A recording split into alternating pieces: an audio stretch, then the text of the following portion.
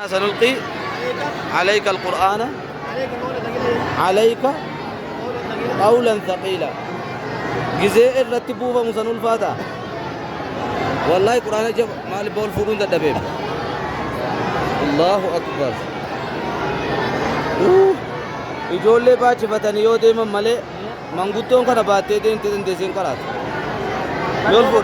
borsaan kitaaba deeman guddaadha. Borsaan kitaaba qiyyaan deeman. wallahi sar khaliixaa dura hodhatan yoo ta'e malee borsaan ammaan tanaa dandeesseen baattu kana dhugaa rabbii laa ilaaha illallah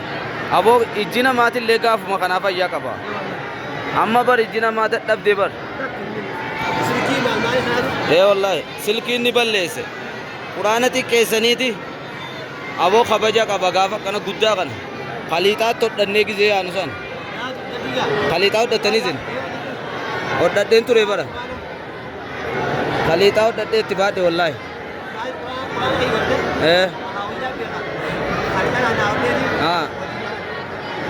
hangaafa nasii galeeyyuu ni jirti khaliixaan kiyya